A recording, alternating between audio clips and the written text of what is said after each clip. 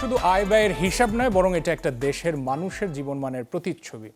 স্বাস্থ্য খাতে বরাদ্দ কতটা বাড়লো, কোথায় কমলো, সাধারণ মানুষের চিকিৎসা ব্যয় কমবে নাকি আরও বাড়বে, এই সব প্রশ্নের উত্তর লুকিয়ে রয়েছে এবারের জাতীয় বাজেটে। স্বাস্থ্য অর্থনীতির এই বাস্তবতা আমাদের ভবিষ্যৎকে কতটা প্রভাবিত করবে, আর সব কিছু নিয়ে কথা হবে আজকের আলোচনায়। আপনাদের সবাইকে স্বাগত জানাচ্ছি চ্যানেল 24-এর নিয়মিত আয়োজন মিট দ্য পিপল। এই আয়োজনে রহমান রাশেদ আপনাদের সাথে রয়েছি। বাজেট, স্বাস্থ্যসেবা, ওষুধের দাম, সরকারি বিনিয়োগ এবং সাধারণ মানুষের চিকিৎসা নিরাপত্তা সব কিছু নিয়ে বিশ্লেষণ করবেন আমাদের দুজন সম্মানিত অতিথি। স্টুডিওতে রয়েছেন, তাদের সাথে পরিচিত হয়ে নেই।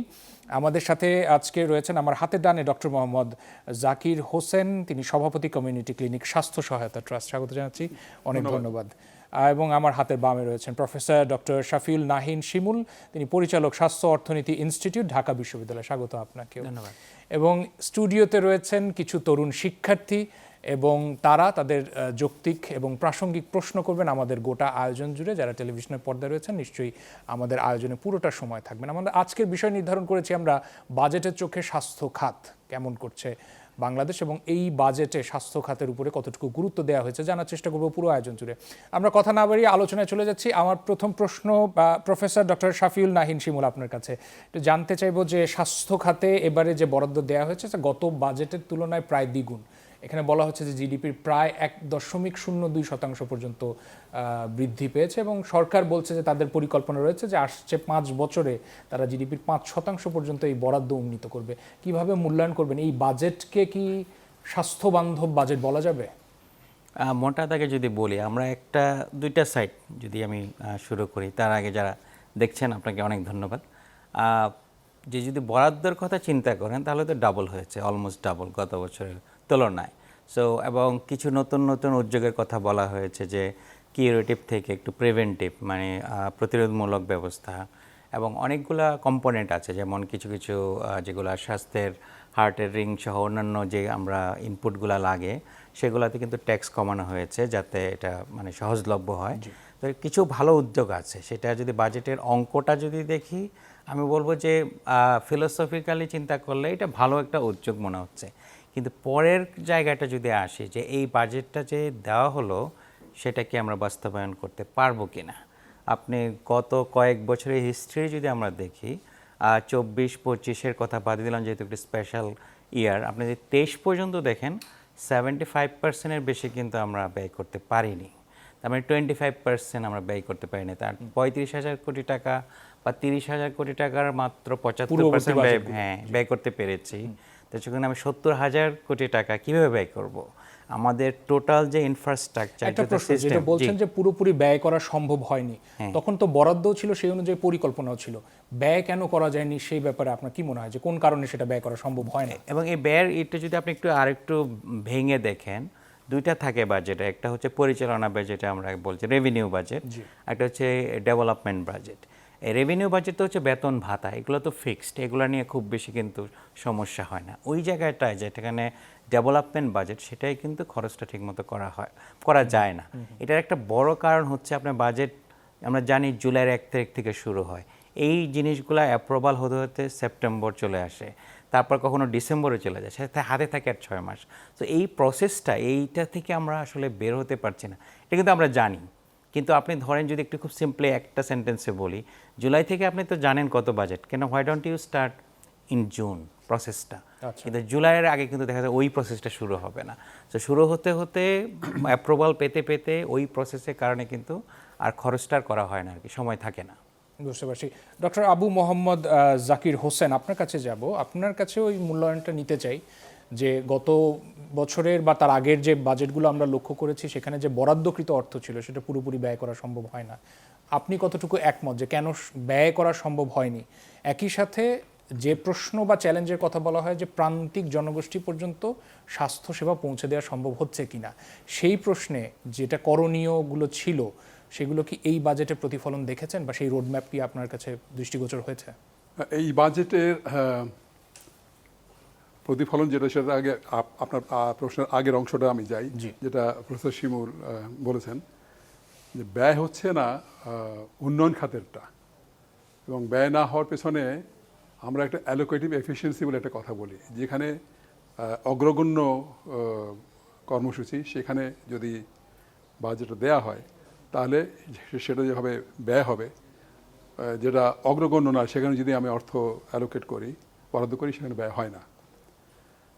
স্বাস্থ্য খাতের সবচাইতে পৃথিবীব্যাপী স্বাস্থ্য খাতের 42% খরচ হয় জনবলের পেছনে, কিন্তু বাংলাদেশের আপনার সামগ্রিকভাবে যদি চিন্তা করেন, স্বাস্থ্য খাতের প্রায় 34% গড়ে শূন্য, পদ শূন্য, এক। জি। দ্বিতীয় কথা হলো নতুন কিছু পদের প্রয়োজন, যেটা এই সরকার অনুধাবন করেছেন, 1 লাখ মানুষ নেবেন বলেছেন, এবং আরও কিছু হয়তো বিশেষজ্ঞ পর্যায়ে নেওয়া হবে। তো এই অ্যালোকেশনগুলো সেখানে যাচ্ছে না। আরেকটা হলো কোথায় যাচ্ছে, যে নির্মাণ বা সংগ্রহ, যন্ত্রপাতি সংগ্রহ। তো ওইখানে যন্ত্রপাতি সংগ্রহ নির্মাণে যে ব্যয়টা হয়, সেটা কিন্তু একটা নির্মাণ কাজ তো 1 বছরে শেষ হয় না। দ্বিতীয় হলো যে অনেক সময়, এটা আগের কথা আমি বলছি, রাজনৈতিক চাপে যে যন্ত্র দরকার নেই সেটা কেনা হচ্ছে, যেটা দরকার আছে ওটা কেনা হচ্ছে না, এবং যেটা দরকার নেই ওটা কিনে ফেলে রাখা হচ্ছে। আবার নির্মাণ, যেটা প্রয়োজন না ওটা নির্মাণ করা হচ্ছে, যেটা প্রয়োজন ওটা নির্মাণ করা হচ্ছে না। তাহলে যেটা প্রয়োজন নাই সেটা ব্যয় তো হবে না। আর হলো যে অডিট একটা সমস্যা হচ্ছে, জোর করে যখন কোনো কিছু করা হয়, যার হাত দিয়ে টাকাটা যাচ্ছে ওনাকে তো অডিট ফেস করতে হয়, ওনাকে পেনশন পেতে হয়। কিন্তু এটা রাজনৈতিকভাবে যখন এটাকে প্রেশারাইজ করা হয়, তখন এনারা একটা ঢিলে গতি করেন, ওই ঢিলেভাবে ঢিলেমিতে দেন, যে জন্য এই অর্থটা ব্যয় হয় না। এটা একটা বড় কারণ।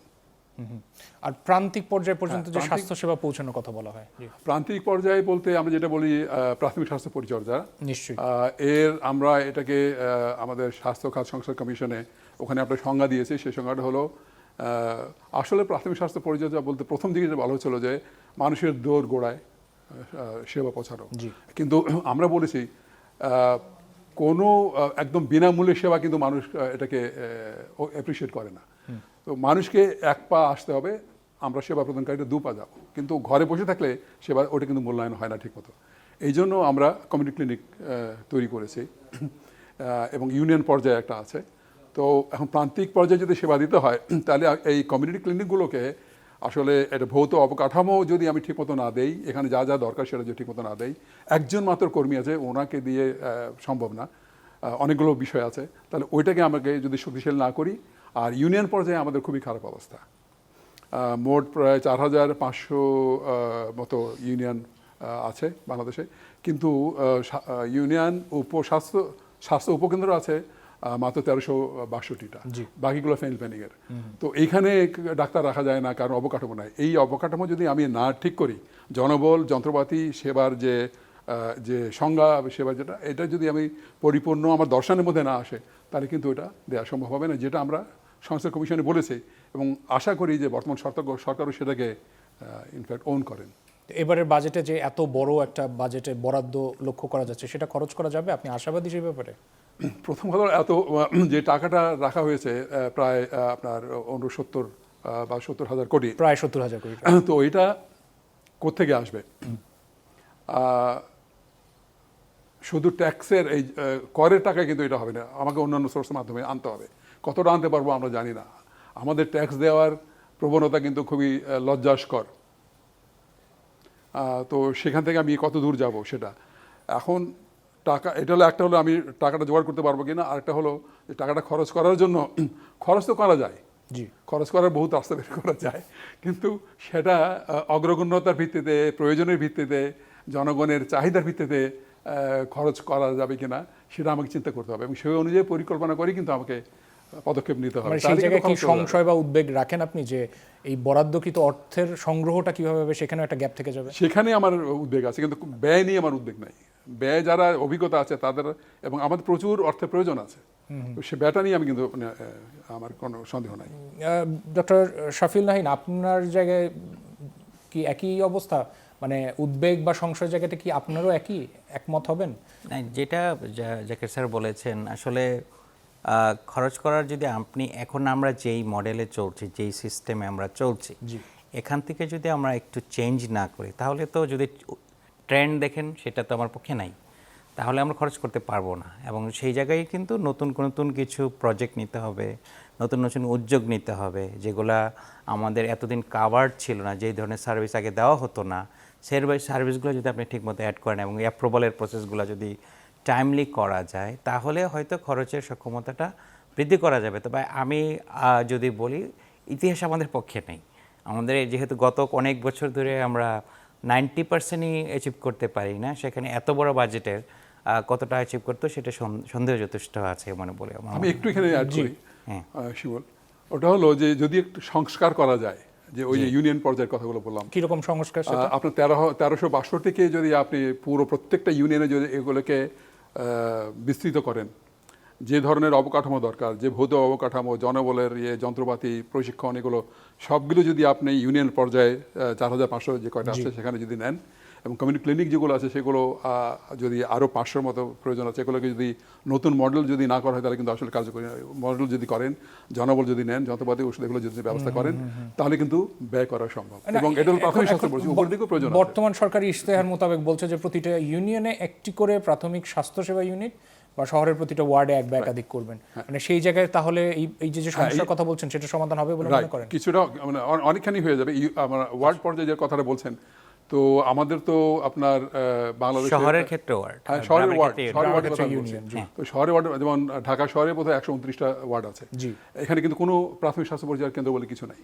129টা যদি শুধু ঢাকা শহরেই হয়, আপনার 12টা সিটি কর্পোরেশন আছে এবং 329টা মিউনিসিপ্যালিটি আছে, সেখানে যদি আমরা এগুলো তৈরি করতে যাই তাহলে আরও অনেক বেশি অর্থের প্রয়োজন হবে। আচ্ছা, অনেক ধন্যবাদ। বাজেটের স্বাস্থ্যখাত নিয়ে আমরা কথা বলছি, আমাদের সামনে তরুণ শিক্ষার্থীরা আছেন। আমরা প্রশ্ন নিতে চাই আপনাদের কাছ থেকে, হাত তুলে নাম পরিচয় দিয়ে প্রশ্নগুলো করবেন, আমরা প্রশ্ন নিতে চাই। আজকের আয়োজনের প্রথম প্রশ্ন, মাইক্রোফোনটা যার কাছে আছে। Thank you. আমার প্রশ্নটা হচ্ছে যে আমরা দেখি যে আমরা যেটা দেখতে পাই যে বাজেট অ্যালোকেট করা হয়, তো অ্যালোকেট করার পরে আমরা দেখতে পাই যে আসলে ওই বাজেটটা যে স্যার যারা বলতেছিলেন যে ঠিকমতো ব্যয় হচ্ছে না বা ইমপ্লিমেন্ট হচ্ছে না, তো এই যে ইমপ্লিমেন্টেশন গ্যাপটা, এই যে চ্যালেঞ্জ, এই চ্যালেঞ্জটা মোকাবেলা আসলে কিভাবে করবে এবার, যেহেতু আমরা সিগনিফিকেন্টলি অনেক বড় একটা বাজেট পেয়েছি স্বাস্থ্য খাতে, তো এই চ্যালেঞ্জটা কিভাবে মোকাবেলা করা যেতে পারে? আচ্ছা, আপনার পাশে একটু মাইকটা দিবেন, আমরা আরেকটা প্রশ্ন নিতে চাই। ঠিক এই প্রসঙ্গেই আমরা উত্তরগুলো নিচ্ছিলাম, আমাদের সম্মানিত অতিথিরা বলছেন, আরেকটা প্রশ্ন নিতে চাই সাথে। জি, আমার কোশ্চেন হচ্ছে, আমরা তো সবাই জানি যে এবারের অর্থ বছরের বাজেটের পরিমাণটা আগের অর্থ বছরের থেকে প্রায় দ্বিগুণ। তো এর পাশাপাশি এবারে বাজেট বক্তৃতায় একটি গুরুত্বপূর্ণ পরিকল্পনার কথা বলা হয়েছে বা উদ্যোগের কথা বলা হয়েছে, যে সারা দেশব্যাপী প্রায় 5000 চিকিৎসক এবং প্রায় 1 লাখ স্বাস্থ্যকর্মী নিয়োগের কথা বলা হয়েছে। আমার কোয়েশ্চেনটা হচ্ছে, এদের মধ্যে কতটুকু অংশ বা কি পরিমাণে স্বাস্থ্যকর্মী বা চিকিৎসকরা গ্রামের প্রান্তিক পর্যায়ে গিয়ে কাজ করবে বলে আপনারা মনে করেন, এবং হচ্ছে এটা কিভাবে নিশ্চিত করা যায়? কারণ আমরা জানি যে বাংলাদেশের চিকিৎসা ক্ষেত্রে একটি বড় সমস্যা হচ্ছে প্রান্তিক পর্যায়ে পর্যাপ্ত চিকিৎসকের অভাব। ধন্যবাদ। জি, অনেক ধন্যবাদ। উত্তর নিব। বিশেষ করে বলা হচ্ছে যে 1 লাখ স্বাস্থ্যকর্মী নিয়োগের যখন প্রশ্ন আসে, তখন বলা হচ্ছে যে প্রান্তিক পর্যায় পর্যন্ত মানুষ পাওয়া যায় না, লোকবলের সংকট, এটা বরাবরই উঠে আসে এই অভিযোগগুলো। উনি ঠিক এমনই প্রশ্ন করেছেন, কি উত্তর দিবেন? প্রশ্নটা খুবই প্রাসঙ্গিক। দুইটা দিক আছে এখানে। একটা হলো, আমরা 1 লাখ লোক নিতে যদি চাই, যেই প্রসেস, কারণ সরকার আজকে চাইলে কালকে কিন্তু নিয়োগ দিতে পারবে না। একটা ফাইন্যান্স মিনিস্ট্রি অ্যাপ্রুভাল লাগবে, বিভিন্ন মিনিস্ট্রি অ্যাপ্রুভাল লাগবে, এটা করতে করতে 1 বছরের বেশিও চলে যেতে পারে। সো এইটা একটা বড় কনসার্ন। স্বাস্থ্যকর্মী হয়তো পাওয়া যাবে, সেটা অসুবিধা, কারণ এখানে হয়তো এইচএসসি পাস বা এরকম। প্রবলেমটা হবে আমরা যাদেরকে নিচ্ছি সেটা কোন প্রক্রিয়ায় নিচ্ছি, স্বচ্ছ প্রক্রিয়া হয় কিনা। আমাদের অতীত ইতিহাস বলে এরকম যখন বড় আকারে নিয়োগ হয়, সেটা কিন্তু পলিটিক্যাল একটা নিয়োগের সম্ভাবনা বেশি থাকে। তাদের কাছ থেকে ম্যাক্সিমাম আউটপুট বা ম্যাক্সিমাম সার্ভিস পাওয়াটা কিন্তু একটা বড় চ্যালেঞ্জ, যেটা আপনার পরের কোয়েশ্চেন ছিল, প্রান্তিক মানুষ সেই সার্ভিসটা পাবে কিনা।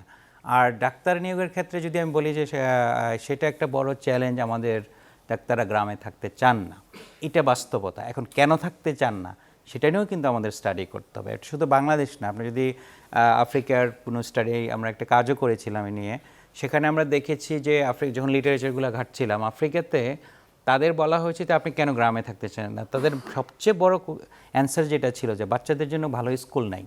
মানে প্রবলেমটা কিন্তু বেতন। আমরা মনে করি যে বেতন দিয়ে প্রবলেম সলভ করে ফেলবো, ফিঙ্গারপ্রিন্ট দিয়ে প্রবলেম সলভ করে ফেলবো, কিন্তু আপনি যে ইনফ্রাস্ট্রাকচারাল বিষয়গুলো আপনি এগুলো যদি অ্যাকোমোডেট করতে না পারেন, এগুলো যদি একটু ইমপ্রুভ করতে না পারেন, প্লাস কিছু ইনসেন্টিভ, যে যারা গ্রামে থাকছে না তাদেরকে আপনি মানে কি দিচ্ছেন, বা যারা থাকছে তাদেরকে কোনো ইনসেন্টিভাইজ করা হচ্ছে কিনা।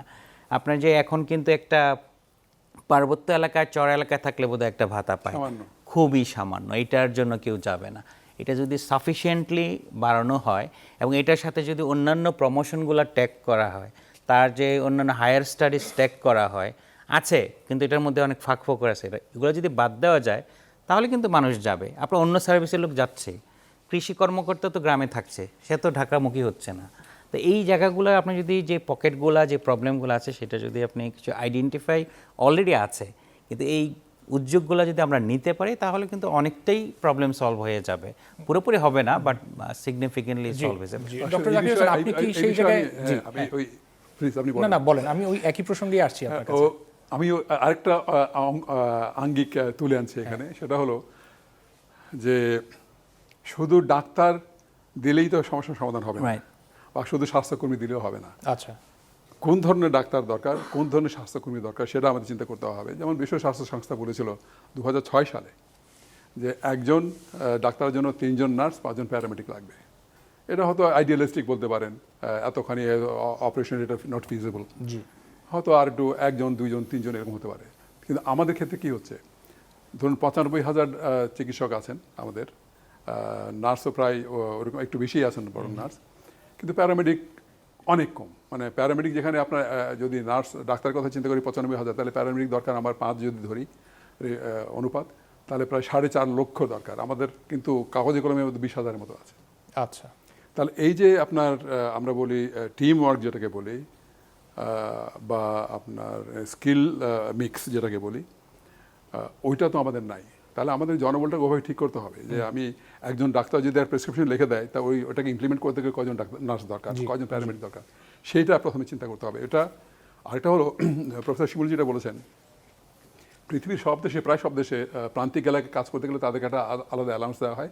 আমাদের একসময় 600 টাকা দেওয়া হতো সেই বিদ্যুতের জন্য, পানির জন্য। কিন্তু আমরা সংসদ কমিশনে বলেছি যে যত বেশি দুর্গম এলাকায় যাবে তাকে কিন্তু তার বেতনের দরকার 30% থেকে শুরু করে 100% বেশি অ্যালাউন্স তাকে দিতে হবে। আরেকটা হলো যে যত নবীন যারা চিকিৎসক আছেন, নার্স আছেন, প্যারামেডিক, কিন্তু তাদেরকে প্রান্তিক পর্যায়ে দেন। আস্তে আস্তে যখন সিনিয়র হতে থাকবে, তার ছেলে মেয়ে হবে, লেখাপড়ার প্রয়োজন হবে, স্কুলে যেতে হবে, তাকে শহরের দিকে না, নিয়ে নিয়ম আসা। কি সেটাই না? না, মানে সেভাবে কি করা হচ্ছে না? না। আচ্ছা, কিভাবে করা হয় তাহলে? এটাতেও মানে আমি রুল অফ থাম, আচ্ছা, এটা মনে হচ্ছে যে ওই এলাকার মানুষ ওকে ওখানে দেয়। আচ্ছা, ব্যাপারটা আর আরেকটা হলো ওই যে রাখার ব্যবস্থা তো নাই, আপনার ইউনিয়ন পর্যায়ে তো থাকার ব্যবস্থা নাই। একজন ডাক্তার, নার্স, প্যারামেডিক থাকবে, তার তো কোনো বাসা নাই, তার কোনো সিকিউরিটি নাই। সে একজন বসে একটা আরামদায়ক জায়গায় একটা বসে রোগীদেরকে সেবা দেবে, রোগী একটু আরামদায়ক জায়গায় বসবে, ওই ধরনের অবকাঠামো তো নাই।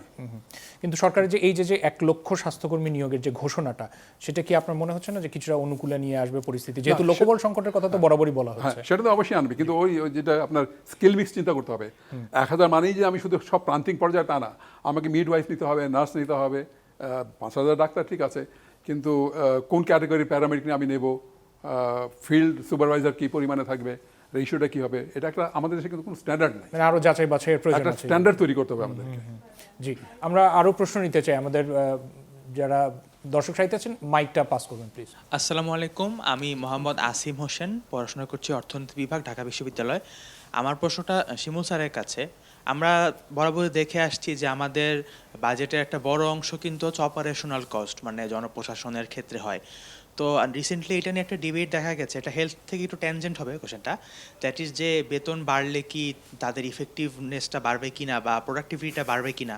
সো অ্যাজ এন ইকোনমিস্ট আপনি এটা কি মনে করেন যে বেতন বাড়ানোটা আমাদের বাজেটের উপর কীরকম প্রেশার দিবে, বা অ্যাকচুয়ালি ইনফ্লেশনের উপরও কেমন প্রেশার দিবে, সেটা নিয়ে আমি মূলত জানতে চাচ্ছিলাম। কারণ 15 সালের দিকে আমার যতটুকু মনে পড়ে বেতন প্রায় দ্বিগুণ করা হয়েছিল, কিন্তু প্রোডাক্টিভিটি কি দ্বিগুণ হয়েছে কিনা বা ইলাস্টিসিটিটা কেমন, দ্বিগুণেতে বেশি হয়েছে না কম হয়েছে, বেড়েছে কিনা বা কমেছে কিনা, সেটা পরিমাপ করবে মেজারমেন্টটা কিভাবে? নাই। সো এটা নিয়ে জানতে চাই। খুবই ভালো প্রশ্ন এবং প্রাসঙ্গিক, খুবই টাইমলি। যদি আপনি 15 সালের পরে, কিন্তু 15 বোধ হয় নাকি, 15 পরে কিন্তু আর বেতন কমিশনে দেওয়া হয়নি। যেহেতু ইকোনমিক্সের ছাত্র, আপনি জানেন যে প্রতি বছর কিন্তু আমাদের এই মুদ্রাস্ফীতি 7-8% করে হয়েছে। তো সেইভাবে চিন্তা করলে গত 10 বছরে প্রায় জিনিসপত্রের দাম কিন্তু ডাবল হয়ে গেছে। হ্যাঁ, এই বেতন বাড়ানোর ক্ষেত্রে বা প্রণোদনাটা দেওয়ার ক্ষেত্রে একদম মানে ব্ল্যাঙ্কেট ভাবে না করে কেপিআই বেসড বা এরকম কোনো কিছু করা যায় কিনা। না, সেটাকে আমি আসছি। তো এটার একদিক দিয়ে যদি চিন্তা করি যে হ্যাঁ, মানুষের যেহেতু ক্রয় ক্ষমতা কমে গিয়েছে, সেই মানুষের মধ্যে সরকারি কর্মকর্তা কর্মচারী যারা আছে তারাও আছে। তো সেটা এক ধরনের ফেয়ারনেসের দিক দিয়ে বাড়ানোর সুযোগ আছে, মানে আমি মনে করি যৌক্তিক। কিন্তু প্রবলেম যেটা, যেই প্রশ্নটা বিষয়, আমি এই অ্যান্সারটা আমারও জানার দরকার যে আপনি আমাকে কি দিবেন। আপনাকে তো বেতন আমি ডাবল দিব, এটা তো এই করের বোঝা বাড়বে, তাই না? এবং খুবই দুঃখজনক যে সম্ভবত এটা আফ্রিকার কোনো একটা দেশে স্টাডি হয়েছিল, বেতন বাড়ানোর পরে ওই সেক্টরে দুর্নীতি আরও বেড়ে গেছে। এটার কারণ হলো তারা এখন যেহেতু বেতন বেড়েছে, তারা মনে করে আমরা আর একটু বেশি ডিজার্ভ করি, সুতরাং এই ঘুষের রেট কিন্তু বেড়ে গেছে। সো আপনি যদি গভর্নেন্স ইমপ্রুভ না করেন, শুধু বেতন বাড়িয়ে কিন্তু সলভ হবে না। আর ইনফ্লেশন হবে কি না, এটা যদি যেভাবে হ্যান্ডেল করা হচ্ছে সেটা যদি খুব সফিস্টিকেটেডলি করা যায়, ইনফ্লেশনের প্রেশারটা খুব বেশি হবে না। কারণ আমরা টোটাল ইকোনমি এতে গভর্নমেন্ট এমপ্লয়ি কিন্তু খুব বড় অংশ না। আসলে আমরা কি করছি, আমরা সেবা প্রদানকারীদের কাছ থেকে সেবা কিনছি, তাই না? তাদের বেতন দেওয়া মানে তাদের সেবা কিনছি আমরা। এখন যদি আমি বেতন দেই, তাহলে 10 জন রোগীকে সেবা দিলে যে বেতন 50 জনকে দিল সেই বেতন, তাহলে আমি তখন কি করব? 10 জনের বেশি হলে আমি কিন্তু আস্তে আস্তে আমার যে ওই যে থিওরি অফ মার্জিনাল ইউটিলিটি আছে না, তো ক্রমশ কিন্তু রোগী কম মানে দেখার গতি কমায় দেয়া, সার্ভিস পাবে না। সেখানে তো যে কেপিআই বেসড এর কথা বলছেন, হ্যাঁ, কেপিআই কথা বলছেন। তো এখানে আমরা ওই জন্য বলেছি যে আমাদের চেষ্টা করা উচিত পারফরমেন্স বেসড একটা অন্তত ইনসেন্টিভ যাতে দেওয়া হয়। বেতন বেসিক রাখেন, পারফরমেন্স বেসড একটা ইনসেন্টিভ দেন। দ্বিতীয় কথা হলো, বেতন বাড়িয়ে মানুষের ন্যায়পরায়ণতা বেড়ে গেছে, এটা কিন্তু প্রমাণ করা খুব কঠিন। প্রশ্ন নিতে চাই, আমার এই পাশে মাইক্রোফোন রয়েছে যার কাছে। জি, যদি বাংলাদেশের পার্সপেক্টিভে চিন্তা করি, আমাদের যে মানসিক স্বাস্থ্য সেবা, এই জিনিসটা আসলে একদমই ইনভিজিবল, এই জিনিসটা আসলে দেখাই যায় না। অপরদিকে যদি চিন্তা করি যে আমাদের টিনেজারদের মধ্যে, আমাদের তরুণ তরুণীদের মধ্যে আসলে আত্মহত্যার যে প্রবণতা, এটা আসলে দিন দিন কিন্তু বেড়েই চলেছে। যেহেতু এবছর বাজেট আগের বছরের তুলনায় প্রায় দ্বিগুণ, তাহলে আমার প্রথম প্রশ্ন হচ্ছে যে এই মানসিক স্বাস্থ্য সেবায় আসলে আমরা কি ধরনের পরিবর্তন দেখতে পারবো, বা এই যে এতদিন ধরে এই জিনিসটা যে ইনভিজিবল, আমরা যে আসলে এরকম কোনো কিছুই আমাদের মানে কোথাও দেখছি না, আসলে এইখানে আদৌ কোনো পরিবর্তন আসবে কি না। আমি আশা করি যেহেতু বাজেট বেড়েছে, সেহেতু এখন এইখানে নজর দেওয়ার খুব ভালো একটা সময়। আর দ্বিতীয় প্রশ্নটি হচ্ছে, কোভিড পরবর্তী সময়ে, করোনা পরবর্তী সময়ে আমরা কিন্তু সাধারণত এখন আমরা যে ভয়টা পাই সেটা হচ্ছে সংক্রামক কোনো রোগের ভয় আমাদের মধ্যে এখন অনেক বেশি। এই বাজেটে যেহেতু বাজেট বেড়েছে, তাহলে সরকারের এই জায়গায় সংক্রামক রোগ প্রতিরোধের ক্ষেত্রে সরকার আসলে কি ধরনের পদক্ষেপগুলো সামনে নিতে পারে, বা আমাদের আসলে কি ধরনের পদক্ষেপগুলো নেওয়া উচিত বলে আপনারা মনে করেন? অনেক ধন্যবাদ। ডক্টর জাকির হোসেন, আপনি কি একমত হবেন না যে মানসিক স্বাস্থ্যের ক্ষেত্রে বা বিকাশের ক্ষেত্রে একেবারেই ব্যাপারগুলো অনুপস্থিত থেকে গেছে? এটা সত্যি, বাংলাদেশে কিন্তু মানসিক স্বাস্থ্য রোগ বিশেষজ্ঞ খুবই কম। আমার এক্স্যাক্টলি খেয়াল নাই, 700-র মতো বোধ হয়। এবং নাগরিকরা যথেষ্ট সচেতন না যে কখন যেতে হবে, বা তিনি যেই কষ্টে ওই ঝাড়ফুঁকের কাছে চলে যায়, জি, ওঝা বৈদ্যের কাছে যায়। কিন্তু মানসিক রোগ বিশেষজ্ঞ আমাদের যেটা বলছিলাম খুবই কম, এটা অনেক প্রয়োজন। আরেকটা হলো, মানসিক রোগের জন্য কিন্তু আমার চেষ্টা চালু করতে হবে শৈশব থেকে, শিশু বয়স থেকে। তার ওই যে আর্লি চাইল্ডহুড ডেভেলপমেন্ট যেটাকে বলে, নিউরোলজিক্যাল, মানসিক এবং অন্যান্য চারিত্রিক যে ডেভেলপমেন্টগুলো, উন্নয়নগুলো আছে, সেগুলো কিন্তু শিশুকাল থেকেই শুরু করতে হবে। এগুলো যখন এই শুধু শিশুকাল থেকে যে শুরু করতে হবে বলছেন, সেই অনুযায়ী যথেষ্ট লোকবল বা বিশেষজ্ঞ রয়েছেন? নাই, টিমও নাই। তাহলে সেক্ষেত্রে পরিকল্পনা কেমন হওয়া উচিত? এটা হলো, প্রত্যেকটা উপজেলা এবং জেলাতে টিম থাকবে, জি, সাইকিয়াট্রিস্ট, তারপরে সাইকোলজিস্টের এবং সোশ্যাল ওয়েলফেয়ার ওই ধরনের, এই ধরনের আরও কিছু যারা এই কাজে সম্পৃক্ত থাকতে পারেন, তাদেরকে নিয়ে টিম করতে হবে। না, সেটা তো এখন যারা চিকিৎসা দেন তারা যেমন ইন্টার্ন হিসেবে ডাক্তার প্রডিউস করছেন বা গ্র্যাজুয়েট প্রডিউস করছে, বাংলাদেশে যে শিক্ষানীতি রয়েছে বা শিক্ষা কার্যক্রম দেখি, সেই অনুযায়ী মানসিক স্বাস্থ্য নিয়ে কাজ করা, যথেষ্ট পরিমাণ গ্র্যাজুয়েট বা বিশেষজ্ঞ কি তৈরি করছে বাংলাদেশ? গ্র্যাজুয়েট তো বিশেষজ্ঞ না, তারা সামান্য কিছু জানে, তাদের সেক্টরে, হ্যাঁ, তাদের কিছুটা জানে। কিন্তু সেটা যে ধরুন মানসিক রোগ ধরার জন্য একটা স্কেল আছে, কতগুলো, একটা না, শুধু 3-4 ধরনের স্কেল আছে।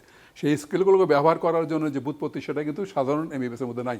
সেটা আমার বিশেষজ্ঞ প্রয়োজন, এবং বিশেষজ্ঞ টিমই থাকবে ওই যেটা বললাম উপজেলা এবং জেলাতে। তাদেরকে একদম শৈশব থেকে, এবং বৃদ্ধ বয়সেও কিন্তু অনেক সমস্যা হয়। তরুণ বয়সে যেমন একটা আপনার সামাজিক যে উৎপীড়ন আমি বলবো, প্রেরণারও অভাব যেটা বলবো, উৎসাহ বা সহযোগিতার অভাব, এবং এখন যে আমাদের তরুণদের মধ্যে যে কি বলবো এটাকে, যে মানসিক যে অবস্থাটা, সেটা শুধু তরুণ বয়সে বৃদ্ধ বয়সে হয়, কিন্তু শৈশব থেকে কিন্তু এটার সমস্যাটা সমাধান ওইখান থেকে শুরু করতে হবে, মূল থেকে শুরু হবে। কিন্তু আমাদের এই ব্যবস্থাটা খুবই মানে দুর্বল। যেটা আমি একটু অ্যাড করতে পারি জাকির ভাই, যেটা হচ্ছে যে যেটা আপনি বলছিলেন, আমাদের আসলে এই একদম প্রান্তিক পর্যায়ে এরকম দেওয়ার মতো স্কিল, যে ক্যাপাসিটি লোক দরকার, এটা আমাদের নাই। কিন্তু যেটা আমরা করতে পারি সেটা হচ্ছে, অনেক ছোট ছোট স্টাডি অলরেডি হয়েছে, যে আমরা ধরেন উপজেলা এবং বিলো তাদেরকে কিন্তু একটা শর্ট ট্রেনিং দেওয়া যেতে পারে, অ্যাটলিস্ট যাতে স্ক্রিনিংটা করতে, ডায়াগনোসটা করতে পারে, যে দেখে মনে হচ্ছে তার হয়তো মেন্টাল হেলথ ইস্যুস আছে, সেটা যদি আপনি উপরে ধরেন ডিস্ট্রিক্টে যদি আপনার সেই ক্যাপাসিটি থাকে, রেফারাল সিস্টেমটা যদি ইমপ্রুভ করা যায় সিগনিফিকেন্টলি, এটা কিন্তু মানে শর্ট ট্রেনিং কাদেরকে দিবে?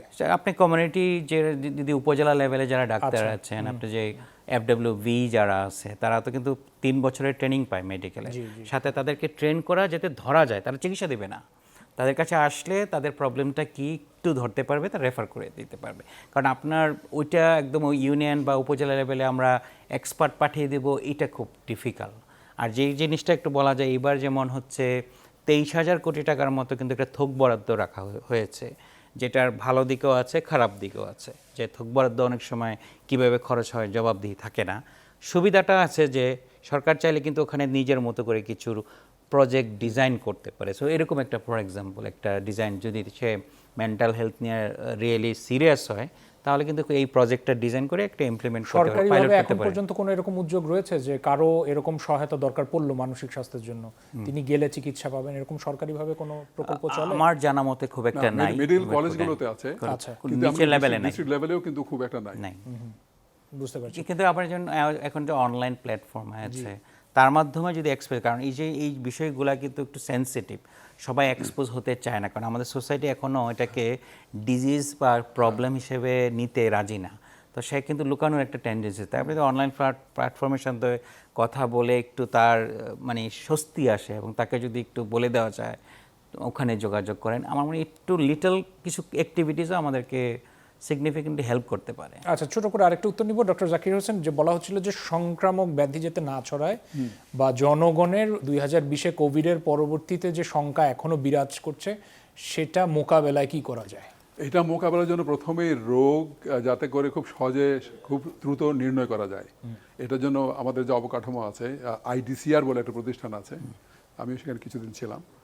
তো আনফর্চুনেটলি ওটা কিন্তু শুধু এই ঢাকাতেই সীমাবদ্ধ, এর কোনো ইউনিট বা কোনো ব্রাঞ্চ এমনকি বিভাগেও নাই, অথচ আমরা যাচ্ছি উপজেলা পর্যন্ত যেতে।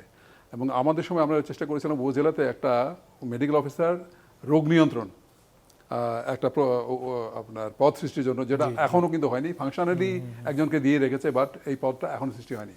তো আপনি যদি ওই সাইটটা যদি না দেখেন, একটা হলো IDCR-কে শক্তিশালী করে উপজেলা পর্যন্ত সে যাতে সার্ভেলেন্স করতে পারে, রোগ নজরদারি করতে পারে, এইটা। আরেকটা হলো যে রোগ নিয়ন্ত্রণ যাতে করে উপজেলা পর্যায় থেকেই শুরু হয়, এই অবকাঠামো কিন্তু তৈরি করতে হবে।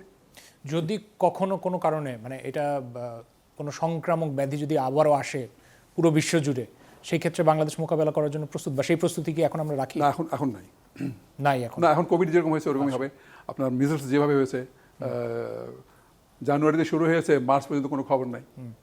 টিকা কার্যক্রম নিয়ে এর আগে আমরা শুনেছি যে বাংলাদেশ বরাবরই প্রশংসা পেয়েছে, কিন্তু অন্তর্বর্তী সরকারের সময়ও কিছু না, টিকা মানে ধারাবাহিকতা ভঙ্গ হয়েছে বা ধারাবাহিকতা রাখেনি বলে শোনা যাচ্ছে। টিকা ছিল, হ্যাঁ, কিন্তু টিকার যে আপনার সেপ্টেম্বর 25 সালে এটার হামের আপনার ক্যাম্পেইন করার কথা ছিল, সেটা পিছিয়ে 3বার পিছিয়ে জুন 26-এ নিয়ে গিয়েছিল।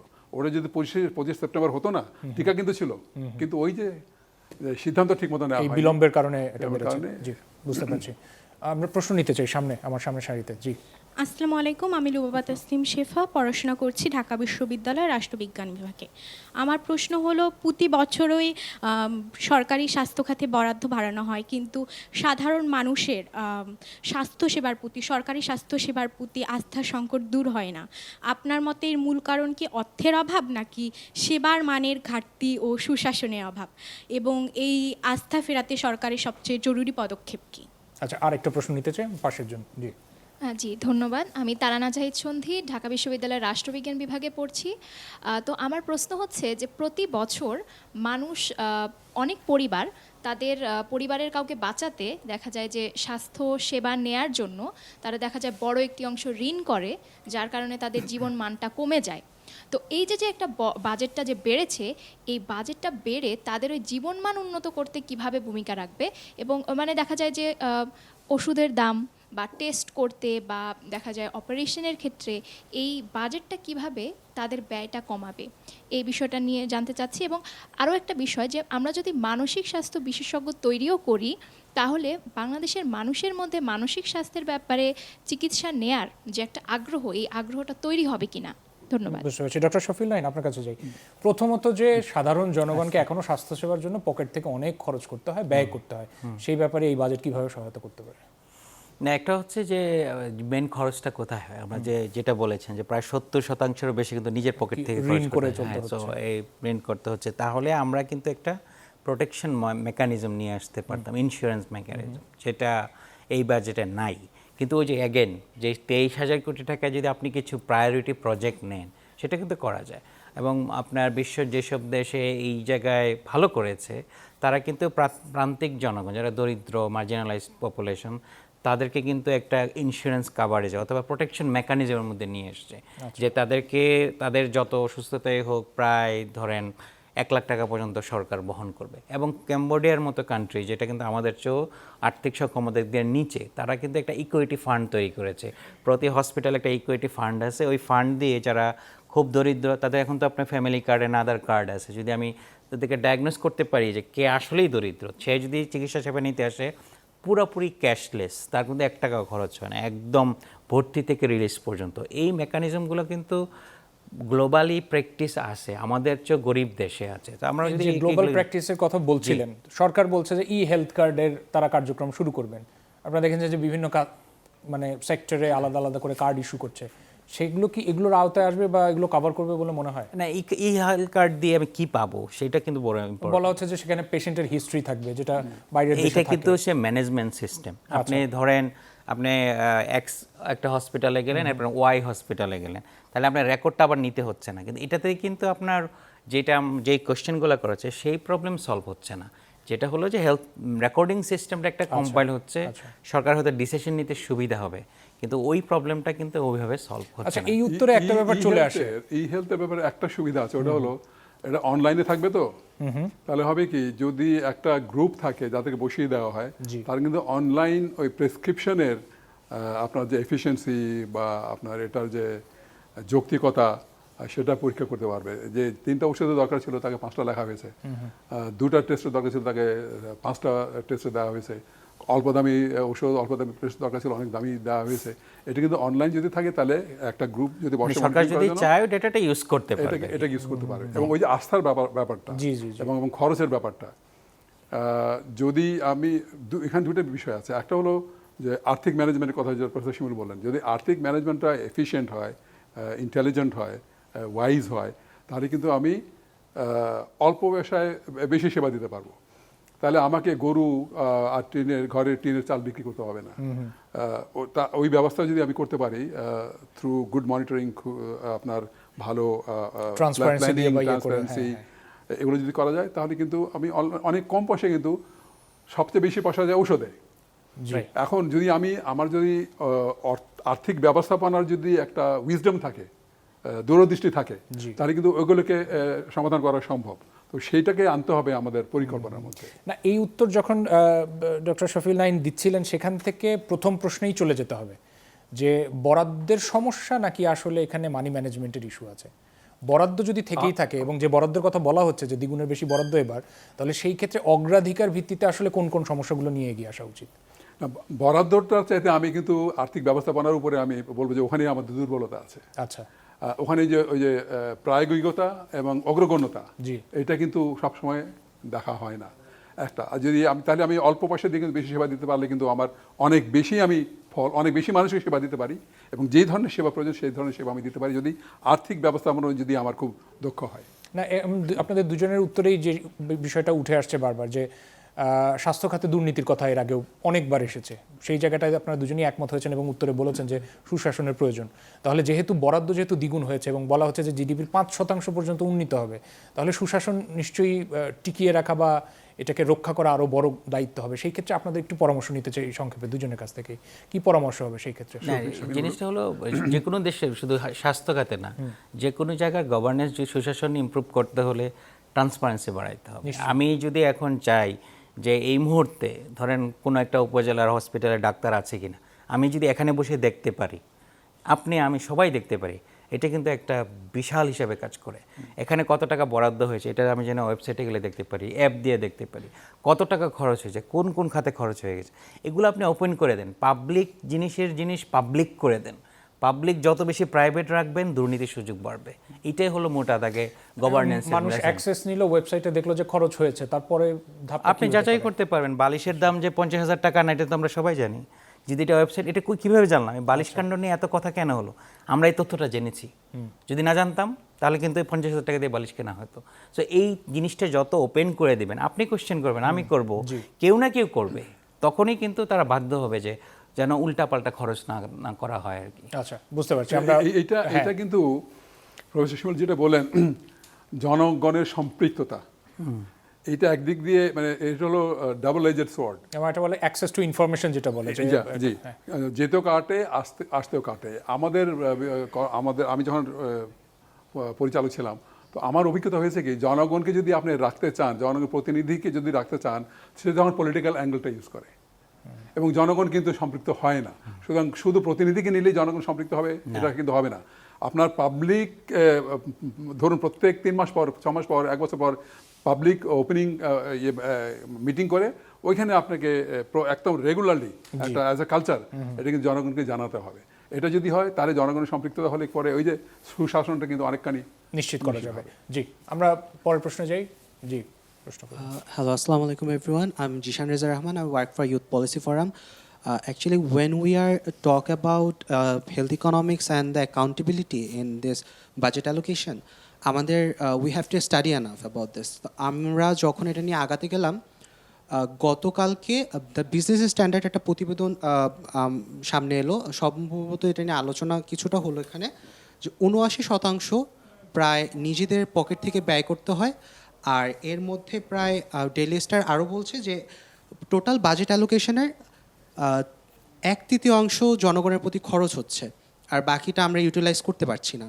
তো মূলত এখানে যে বিষয়টা চলে আসছে যে এই বাজেটটা কতখানি জনবান্ধব আর কতটুকু আমলাবান্ধব, এটা কতটুকু আমরা জনগণের প্রতি ইম্প্যাক্ট ক্রিয়েট করতে পারছি। আর এটা গ্রাসরুট ইনসাইট যদি আমি একটু বলি, গ্রাসরুটে এগুলো নিয়ে আমাদের খুব একটা একে তো জনগণের প্রতি জনগণের নিজের কোনো নেই, অ্যাওয়ারনেস নেই যে তাদের প্রতি কত টাকা আসছে আর কিভাবে সেটা সরকার থেকে তারা নিজেরা উপকৃত হবেন। আর সেকেন্ড অফ অল যেটা হলো যে আমলারা এটা কেন ওই ইম্প্যাক্টটা তৈরি করতে পারছেন না, যখন আমার এত টাকা অ্যালোকেট করা হচ্ছে, তো সেটার ইম্প্যাক্টটা আমরা কিভাবে তৈরি করে নিয়ে আসতে পারবো, আর এইগুলো দিয়ে আমরা কতটুকু জাতীয় উপকৃত হবে। Very good question. এটার আগে আমি ওনার একটা কোয়েশ্চেন ছিল আস্থার সংকট, সেটা অ্যান্সার দেওয়া নেই, খুব সংক্ষেপে বলে নিই। সেটা হলো আমাদের যে উপজেলা এবং বিলো যে হসপিটালগুলো আছে, ওটা কিন্তু ইউটিলাইজ ঠিক মতো হয় না, মানে যেই পরিমাণ ইউটিলাইজ হওয়ার কথা। অথচ আপনি যদি ঢাকা মেডিকেলে যান, মেডিকেল কলেজগুলো কিন্তু ওভার ইউটিলাইজ, এবং এটার বড় একটা কারণ হচ্ছে সে মনে করে ওখানে সার্ভিস পাবে না, এবং সমস্যা আছে। আপনার অনেক জেলায় আপনি পাবেন যে যেই পরিমাণ ডাক্তার থাকার দরকার ওইটা নাই। এই যে মেল ডিস্ট্রিবিউশনগুলো আছে, যেখানে যে পরিমাণ সে হয়তো ডাক্তার আছে কিন্তু আপনার ওই যে ডায়াগনস্টিক সার্ভিসটা নাই। সে যে কম্প্রিহেন্সিভ হেলথ কেয়ার কিন্তু শুধু ডাক্তার না, এটা বুঝতে হবে আমাদের। হেলথ কেয়ার মানে বিল্ডিংও না, হসপিটালও না, শুধু ডাক্তারও না, আপনার সব আছে কিন্তু টেকনোলজিস নাই যে আপনার ল্যাব টেস্ট করে, তাহলে কাজ করবে না। তো এই প্রতিটা জায়গায় দেখা যায় কিছু কিছু জায়গায় স্কিল মিক্স আছে, ইনপুট ঠিক মতো নাই, সেই জন্য মানুষ মনে করে যে এখানে গেলে ওই সার্ভিসটা পাবে না। যেই কোয়েশ্চেনটা করা হয়েছে যে আমরা এখানে যে খরচটা হয় সেখানে এটা কি সরকার মানে আমরা জনগণ কি চাচ্ছি, আমাদের ভয়েসটাকে আমরা রেজ করছি কিনা। একটা ছোট্ট এক্সাম্পল দিই, যেমন ডিজি হেলথের অভিযোগ দেওয়ার জন্য কিন্তু একটা ওয়েবসাইট আছে, হ্যাঁ, জিআরএম সিস্টেম। কয়জন জানে? তো আমরা কিন্তু এম্পাওয়ার্ড করছি না জনগণকে, যে এই অভিযোগগুলো দেওয়ার সুযোগ আছে। ওয়েবসাইটগুলো আপনি এখন দেখতে পারবেন। জি জি। যেভাবে আমাদের সরকারের এই সকল সেবাগুলো, যেভাবে যেমন 999 সম্পর্কে আমরা সবাই জানি, নারী অধিকারের আমাদের খুব সম্ভবত নাম্বারটা হবে 106। এইগুলো যেভাবে করা হয়, মানে সরকারের পক্ষ থেকে মার্কেটিং করা হয়, বাট সব স্বাস্থ্য সেবা নিয়ে যেগুলো মৌলিক সেবা, এই স্বাস্থ্য একটা মৌলিক অধিকারের মধ্যে পড়ে, এইটা নিয়ে কেন সরকার একটু অবহেলা সাথে এটার মার্কেটিং করছে, বা এখনো কেন এটা জনগণ পর্যন্ত পৌঁছাচ্ছে না, এটা কি কতটুকু মানে গ্রহণযোগ্য আসলে? তাতে তো বাজেটের সমস্যা হওয়ার কথা না। না, এটা বাজেটের সমস্যা, এটা হলো ইচ্ছা কি আছে কিনা। যেমন এটার সাথে একটু অ্যালাইন করতে পারি। আমরা তো এখন আপনারা যারা ইয়াং জেনারেশন, কোনো রেস্টুরেন্ট তো রিভিউ খারাপ থাকলে যান না আপনারা, তাই না? সো এখানে যদি আমরা এই সিস্টেম করি, আমি হসপিটালে সার্ভিস নিলাম, ওখানে একটা থামস আপ থামস ডাউন যদি থাকে, দেখুক না, এবং এটা সিস্টেমে চলে আসুক, গভর্নমেন্ট সিস্টেমে। কোনো হসপিটাল যদি কন্টিনিউয়াসলি নেগেটিভ থাকে, ওয়ার্নিং দেখ, তার স্যালারি কমাই দেখ, এইগুলা যদি করেন আপনি, একটু ঠিক হবে। মানুষ যারা ইকোনমিক্স পড়েন জানেন, মানুষ রেসপন্ড টু ইনসেন্টিভ, মানুষ ইনসেন্টিভে রেসপন্ড করে। মানুষের মানে ন্যাচারালি ভালো হয়ে যাবে এটা মনে করার কারণ নেই। আপনার সিস্টেম তৈরি করতে হবে যাতে মানুষ ভালো হয়। কোনো মানুষ চায় না হ্যাঁ। যে তার ক্ষতি হোক, রাইট। কেউ নিজের ক্ষতি করবে, ক্ষতি হোক এটা সহ্য করবে না। কিন্তু ওই যে সেবার, হাসপাতাল সেবার জন্য আমি যে কোনো সেবার ক্ষেত্রে, শুধু হসপিটাল কেন, ওই হাসপাতাল সেবার কথা আমি হ্যাঁ, বলছি, ওখানে একটা সারা পৃথিবীব্যাপী অ্যাক্রেডিটেশন সিস্টেম আছে। রাইট। যেমন JCI আছে, NABH আছে ইন্ডিয়ার, সব দেশেই প্রায় আছে।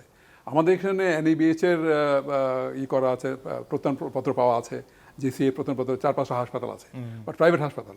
এগুলো কিন্তু বাংলাদেশের অ্যাক্রেডিটেশন বোর্ড হাসপাতালের জন্য নাই। একটা অ্যাক্রেডিটেশন বোর্ড দরকার, তাহলে হবে কি, ওই যে স্টার 4 স্টার 5 স্টার বা এইরকম যদি হয়, তাহলে মানুষ জানতে পারবে যে এটা কতখানি ভালো, এটা কতখানি খারাপ, বা এই সেবার জন্য এটা বেস্ট, ওই সেবার জন্য ওটা বেস্ট। এটার সাথে আমি যেটা বলছি, এটার সাথে পারফরমেন্সের সাথে একটু স্যালারি, যেটা আমরা বলছি ইনসেন্টিভ দেবেন, যে যেই সব হসপিটাল থেকে আমি কন্টিনিউয়াসলি পজিটিভ ফিডব্যাক পাচ্ছি, ওখানে স্টাফদের আমি 20% ইনসেন্টিভ দিই ফর এক্সাম্পল। আর যেখানে খারাপ পাচ্ছি তাদের কমিয়ে দেবে, তাহলে কিন্তু একটা ইনসেন্টিভ কাজ করবে, যেন আমাদের ভালো পারফর্ম করতে পারবে, মানুষকে হ্যাপি রাখতে হবে। বুঝতে পেরেছি। আমার হাতে ডান পাশে একজন প্রশ্ন করতে চান। জি। আমার নাম KM আরশাদ, আমি পড়াশোনা করছি ঢাকা বিশ্ববিদ্যালয় অর্থনীতি বিভাগে, এখন বর্তমানে আছি 4th বর্ষে। তো আমরা এতক্ষণ বসে অনেক সুশাসন নিয়ে অ্যান্ড গুড গভর্নেন্স নিয়ে কথা শুনলাম। তো what is good governance? Good governance is a government that delivers what it promises. So এই বাজেটে, এই সূত্রটা ধরে এই বাজেটে আমরা দেখছি যে গভর্নমেন্ট 19% তাদের স্পেন্ডিং বাড়াচ্ছে টু ইনসেন্টিভাইজ ইনভেস্টমেন্ট, গ্রোথ বাড়ানোর জন্য। বাট কারেন্ট ট্যাক্সেশন পলিসির সাথে কি এই স্পেন্ডিংটা একটু কাউন্টার প্রোডাক্টিভ হয়ে যায় না? অ্যান্ড এই স্পেন্ডিংটা how much would it be effective? And আমাদের হেলথ কেয়ার সেক্টরের সাথে আরও অনেক বেশি কানেক্টেড যেটা হলো, সেটা হলো ডেভেলপমেন্ট সেক্টর। আমরা দেখছি ডেভেলপমেন্ট সেক্টরে there is a huge rise, 47% rise in development spending. But এই ডেভেলপমেন্ট স্পেন্ডিংটা আমরা উইদাউট এই আমাদের প্লাস আমাদের জিডিপি গ্রোথ যেটা 5% এর বেশি, অলমোস্ট 6.5% কেউ কেউ বলছে, তো এই গ্রোথ রেটটা কি আমরা অ্যাচিভ করতে পারবো কিনা? আর গভর্নমেন্ট কি অনেক বেশি অ্যাম্বিশিয়াস হয়ে গেল এই ক্ষেত্রটাতে? অ্যান্ড যদি আমরা অ্যাচিভ করতে না পারি, আমরা কতটুকু পর্যন্ত অ্যাচিভ করতে পারবো? অ্যান্ড একটা হেলথ কেয়ার সেক্টর নিয়ে আমার যে কোয়েশ্চেনটা, সেটা হলো যে আমরা 1 লক্ষেরও বেশি স্বাস্থ্যকর্মী নিয়োগ দিচ্ছি। So we are solving development ইকোনমিক্সে আমাদের বেসিক্যালি 2টা প্রবলেম থাকে, একটা হলো কোয়ান্টিটি প্রবলেম, একটা হলো কোয়ালিটি প্রবলেম। সো কোয়ান্টিটি প্রবলেমটা আমরা সলভ করলাম। So what are we doing to ensure যে আমাদের কোয়ালিটি প্রবলেমটাও সলভ করছে? আমরা এটা এর আগে এডুকেশন সেক্টরের ক্ষেত্রে দেখেছি, কোয়ান্টিটি প্রবলেম সলভ হলে কোয়ালিটি প্রবলেম সলভ হয় না। তো এই জিনিসটা, অ্যান্ড সাথে যেহেতু আমার অধিকাংশ লেখা এগ্রিকালচার সেক্টর নিয়ে, so I would definitely add an agriculture question, which is যে এইবারের যে এগ্রিকালচার বাজেটটা, সেটা অলমোস্ট ক্লাইমেট বাজেটের সাথে ইন্টিগ্রেট করে দেওয়া হয়েছে। সো এই বাজেটটা কি সাফিসিয়েন্ট কিনা to ensure our agricultural growth? আমি একটু তাহলে দুটো উত্তর দিয়ে দিই। একটা হচ্ছে কোয়ালিটি এনশিওর করার জন্য মোটামুটি পুরো আয়োজনে যে উত্তরগুলো দিয়েছেন আমাদের সম্মানিত অতিথি, অনেকটা চলে আসছে। আমরা মনে হয় এটার একটা সাম আপ করবো। এগ্রিকালচার আজকে যেহেতু আমরা শুধুমাত্র স্বাস্থ্যখাত নিয়ে আছি, তাহলে এটা আপাতত রাখছি না। হ্যাঁ, আচ্ছা, জিডিপি এবং বাকি যে লক্ষ্যমাত্রাগুলো উনি যে প্রশ্ন করেছেন, সেগুলোতে অনেক সময় দেখা যায় যে গ্যাপ থেকে যাচ্ছে। সেই গ্যাপটা কিভাবে এনশিওর করা যায়? বাজেটের কিন্তু একটা বড় কারণ, কিভাবে সলভ করা যায়? বাজেটের একটা বড় কারণ কিন্তু শুধু সরকারের অর্থ ব্যয় না, এখানে পলিটিক্সও আছে। যে এখানে সরকার কিন্তু দেখাতে চায় সে কতটা জনবান্ধব, কারণ ইভেনচুয়ালি একটা পলিটিক্যাল পার্টির ভোট লাগবে। সো সেই জায়গায় কিছু ওয়েলফেয়ার প্রোগ্রাম, স্বাস্থ্য খাতের যেগুলো এটা তারা করেছে, সেটা আমরা অ্যাপ্রিসিয়েট করি। কারণ হচ্ছে এই প্রোগ্রামগুলো নেওয়ার লং টার্ম এফেক্ট আছে। আপনি যদি healthy people means productive people, না তাহলে যদি সে কিন্তু আবার ইকোনমিতেও কন্ট্রিবিউট করবে। বাট অ্যাগেন এইটা খুবই ইম্পর্টেন্ট যে আমি যখন অনেক বেশি এখানে বরাদ্দ দিব, আমার যে এমপ্লয়মেন্ট জেনারেশন হচ্ছে কিনা, আমাদের আদার যে সেক্টর যেটা এগ্রিকালচার বললেন, সেখানে এই যে আমরা সুযোগ ব্যয় বলি যে অপরচুনিটি কস্টটা, সেই জিনিসটা অনেক সময় থাকে। কিন্তু যেহেতু আমাদের একটা সরকার চাচ্ছে, নতুন সরকার নতুন কিছু করতে, আমাদের যেমন থোক বরাদ্দ আছে সেখানে কিন্তু কিছু কাজ করার সুযোগ আছে। তো আমরা পজিটিভলি শুরু করতে চাই, কারণ মাত্র শুরু করেছে, কিন্তু আমাদের ওয়াচ রাখতে হবে, আমাদের খেয়াল রাখতে হবে। আপনার তরুণরা মনে এখানে বিশাল ভূমিকা রাখতে পারে, যে সরকারকে একদম নজরে রাখতে হবে। জিডিপির ব্যাপারটা আমি একটু কাইন্ডলি অ্যালাউ মি। আপনি যদি সরকারের লক্ষ্য হলো 6.5% জিডিপি বাড়ানো, এখন 9,38,000 কোটি টাকা বাজারে যদি সত্যি আনতে পারেন সংগ্রহ করে, তাহলে হয়তো 6.5 হতে পারে। কিন্তু এই 9,38,000 কোটি টাকা আনতে পারবেন কিনা সেটা নিয়ে কিন্তু ওয়ার্ল্ড ব্যাংক বলেছে জিডিপি 4.6-এর উপরে যাবে না। আর ফিচ যেটা আপনার ওই রেটিং কোম্পানি আমেরিকার, তারা সম্ভবত আরও কম কিছু বলেছে। কেন বলেছে? কারণ বাংলাদেশে যে ওই যে ট্যাক্স ওঠানোর অভিজ্ঞতা তো খুব বেশি নেই, এত মানে লক্ষ্যমাত্রা নিয়ে বরাবরই থাকে যে পুরোপুরি লক্ষ্যমাত্রা অর্জন হয় না। করা সম্ভব তাছাড়া হয় এত বড় সবচেয়ে বড় বাজেট এটা বাংলাদেশের ইতিহাসের। তো এইখানে আপনার 6.5 হবে কিনা, যদি আনতে পারে তাহলে হবে না। বুঝতে পারছি আমরা। আচ্ছা, আমরা যেহেতু আয়োজনের শেষ দিকে চলে আসছি, আপনাদের দুজনের কাছ থেকে আমার একই প্রশ্ন থাকবে যে তাহলে বিদ্যমান পরিস্থিতিতে যে বাজেটের কথা বলা হচ্ছে, এই বাজেট বাস্তবায়নে স্বাস্থ্য খাতে কী কী পরামর্শ দিবেন আপনারা? দুজনের কাছে যাব সংক্ষেপে। প্রথমত উই নিড লিডারশিপ। জি। যিনি সাহসী, যিনি ওয়াইজ, দূরদৃষ্টি সম্পন্ন এবং যার অভিজ্ঞতা আছে, এই ধরনের মানুষগুলোকে আপনার ক্রিটিক্যাল পজিশনে বসাতে হবে। জি। এবং তাদেরকে, যেহেতু আমরা যদি মনে করি তারা সৎ, ওইরকম মানুষকে বসাবেন, তাকে কিন্তু আপনার স্বাধীনতা দিতে হবে। আচ্ছা। এবং কারণ সারা বাংলাদেশের সমস্যা কিন্তু একরকম নয়, সব জায়গায় একই রোগ হয় না, সব জায়গায় একই সমস্যা না। তাহলে লোকালি যিনি এম্পাওয়ার্ড হবেন, উনি তাহলে লোকাল সমস্যার সমাধানে সাহসী হবেন, আগ্রহী হবেন, এবং তাকে যে সমর্থনগুলো দরকার, জি, উপকরণ, জনবল, এগুলো দিতে হবে। জি। ডক্টর শফিউল নাহিন, আপনার কাছে খুব সংক্ষেপে যাবো যে পরামর্শের জায়গায় কিভাবে আমরা ইমপ্লিমেন্টেশনে যাব। যেটা হলো যে আমরা যে খরচ করতে পারছি না, সেখানে আমাদের একটা মানে ম্যানেজমেন্ট যে নলেজের গ্যাপটা আছে, এটা যদি আমরা মিনিমাইজ কিছু করতে পারি, কমাতে পারি, তাহলে কিন্তু, এবং ক্ষমতার বিকেন্দ্রীকরণ আমরা অনেক বোধের বলছি, সেটা ফাইন্যান্সিয়াল অটোনমিতে পারি, খরচ করার বিকেন্দ্রীকরণটা লাগবে। আচ্ছা, সেটা যদি আমরা কিছুটা নিশ্চিত করতে পারি উইথ গুড মনিটরিং, হয়তো কিছুটা ইমপ্রুভ হবে আর কি। বুঝতে পারছি। প্রফেসর ডক্টর শফিউল নাহিন শিমুল, আপনাকে অনেক ধন্যবাদ এই আয়োজনের সময় দেওয়ার জন্য। একই সাথে ডক্টর আবু মোহাম্মদ জাকির হোসেন আমাদের সাথে ছিলেন, আপনাকে অনেক ধন্যবাদ মূল্যবান সময় দিয়েছেন বলে। সামনে যারা শিক্ষার্থী রয়েছেন এবং তরুণ গবেষক আমাদের সামনে বসেছিলেন, প্রাসঙ্গিক প্রশ্ন করেছেন পুরো আয়োজনে, আশা করি আপনারা আপনার উত্তরগুলো পেয়েছেন। আমরা আগামী সপ্তাহে নিশ্চয়ই আবার নতুন কোনো বিষয় নিয়ে হাজির হব। ততক্ষণ পর্যন্ত আজকের মতো বিদায় নিতে চাই দর্শকদের কাছ থেকে। চ্যানেল 24-এর পর্দায় ছিলেন এতক্ষণ, অনেক ধন্যবাদ যারা পুরো আয়োজনের সাথে ছিলেন। বাজেটের চোখে স্বাস্থ্য খাত, এই ছিল আমাদের আজকের আয়োজন। শেষ করছি আজকের মতো মিট দ্য পিপল। ভালো থাকবেন সবাই, শুভরাত্রি।